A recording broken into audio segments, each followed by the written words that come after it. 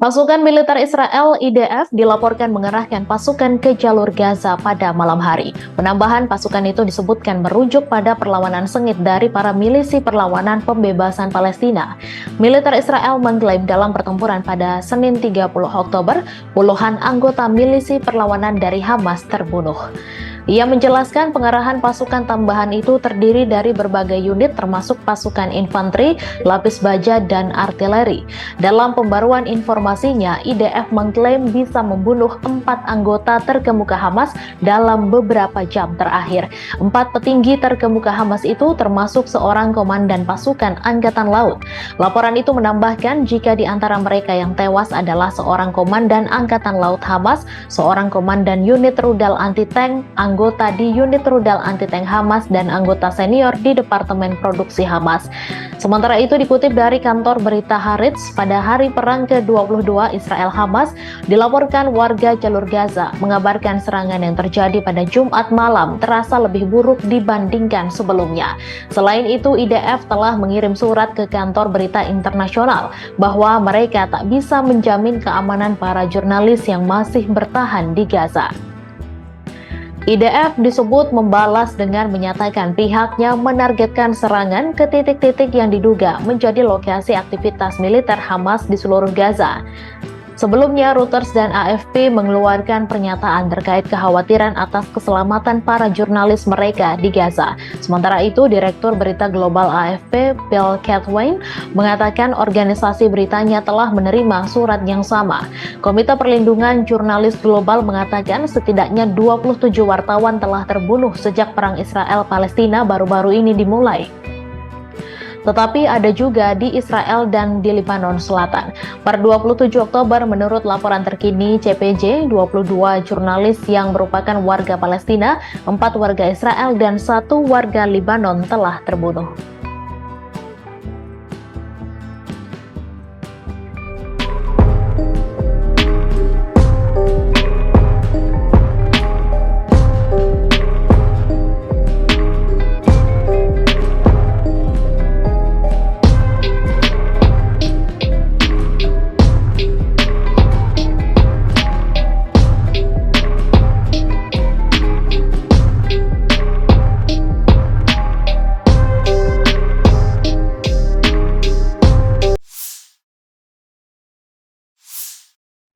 Wakil Presiden Amerika Serikat Kamala Harris menyatakan Washington tak berencana atau berniat mengirimkan tentara ke Israel atau Gaza.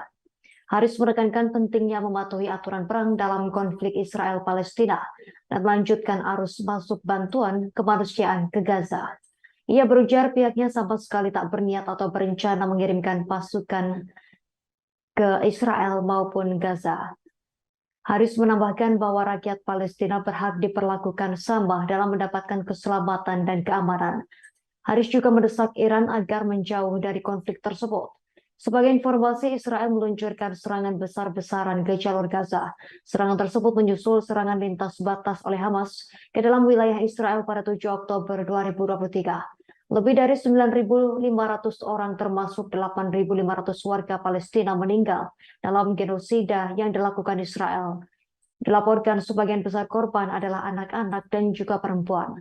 Sementara itu Israel mencatat 1.538 korban jiwa. Juru bicara militer Israel Daniel Hagari pada Sabtu mengumumkan pasukan Israel memperluas operasinya. Israel bergeser ke tahap perang selanjutnya melawan Hamas termasuk operasi darat. Gaza yang dihuni 2,2 juta warga saat ini menghadapi krisis makanan, air, bahan bakar, dan obat-obatan. Krisis tersebut akibat pengepungan Israel terhadap wilayah kantong Palestina tersebut. Download Tribun X sekarang, menghadirkan lokal menjadi Indonesia.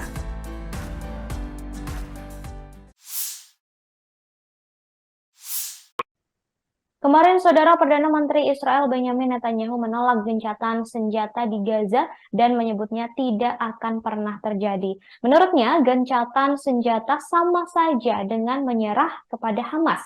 Sekutu Israel yakni Amerika Serikat juga menolak gencatan senjata. Hal itu disampaikan oleh juru bicara Dewan Keamanan Nasional Amerika Serikat John Kirby. John Kirby kemudian menambahkan perlu adanya jeda pertempuran untuk memasukkan bantuan ke Gaza. Ketika pasukan Israel bertempur melawan pasukan Hamas di dalam wilayah Palestina yang sempit dan mengirimkan tank-tank ke pinggiran kota Gaza, kekhawatiran akan meluasnya krisis kemanusiaan semakin meningkat.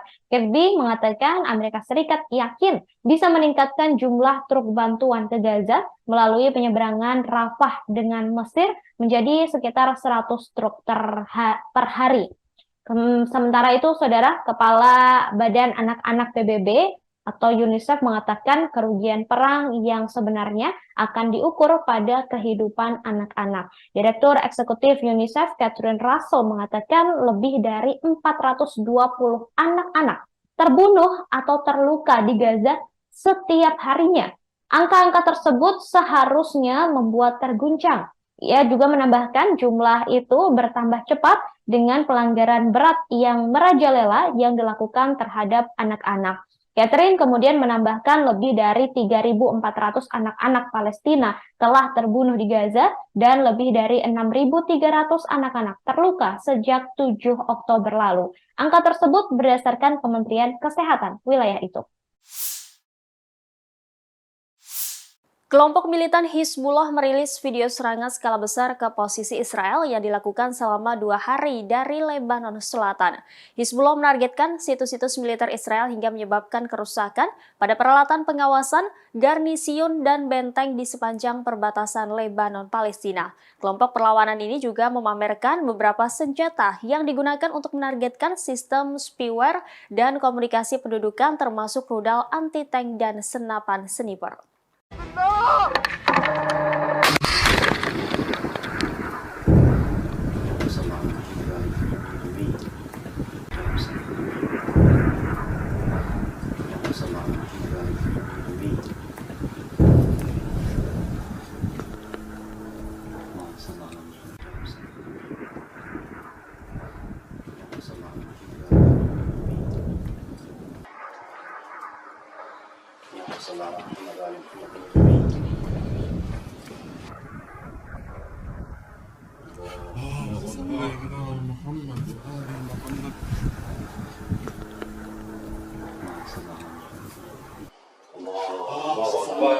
محمد وآل محمد